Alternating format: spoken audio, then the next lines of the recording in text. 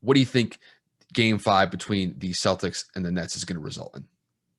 Well, I just want to give a quick shout out. Jason Tatum, 90 points by himself in the last 2 games. Jason dropped 50 on Friday after we recorded on Thursday night and showed this is what I do. Like I'm fucking here. We're not gonna win the series, but y'all not about to sweep me on my floor.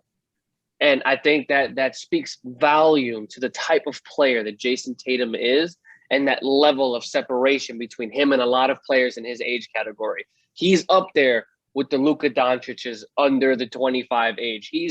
He's just absolutely carving it up. He dropped 40 in a loss in Game 4, but I think honestly, all jokes aside, Game 5, Brooklyn's got to take it. They got to close it out. I'm not saying even if Boston comes out, they would find a way to win the series. Kyrie, KD, and Harden scored 104 points combined between the three of them in Game 4, and I think that speaks enough volume to say, hey, this is a wrap. The fact that Boston got their one game, like we said 100 times, it would take Jason Tatum to drop 50 for them to win a game. He's dropped 90 in 2 games, and he got one win out. That's enough. I think Boston loses this game handedly. I think that the hot streak that this Brooklyn team is on right now, with all 3 of their superstars playing really well and meshing, and I think with this little bit of a fan instance that just happened this last game, once again, a water bottle was thrown at Kyrie Irving. The fan was escorted, banned from the arena, and arrested and charged with assault for throwing that at Kyrie's head. I think that's going to put a little bit of a chip on his shoulder to say, I want to put this to bed like right now. Mm-hmm. KD was basically unguardable. James Harden was almost a walking triple-double. I think it's over. Honestly, Kemba's not playing. I think he had a knee injury that kept him out of Game 4. I don't know if he's playing in Game 5. Not that it would make a difference. But, yeah, no, I think Boston has done enough this season, and Brooklyn goes on to the next round. I'm with you 100%. I think Brooklyn wins this game pretty handily. I just don't know how they're going to be able to stop that big 3-headed monster in Brooklyn. One of them is going to go off. Even if 2 of them don't have necessarily the best game, one of them is going to have a really good game.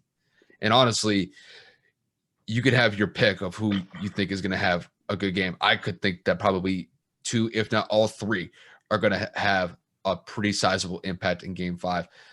I just don't think that the Celtics have enough firepower to match that. It's like you said, Jason can only do so much. It's one guy, and he's been playing absolutely spectacular. 40 points in Game 4, 50 in Game 3, and the fact they were only to get one game out of Jason pretty much giving everything that he could to get Boston that one win. It's too much pressure on one guy. And I think the Nets roll in this one. I think this is going to be probably a 15 to 20 point dub for the Nets. I think the Celtics are going to keep it close. I think they're going to try to keep it competitive in the first half, but I think Brooklyn's going to make some second half adjustments.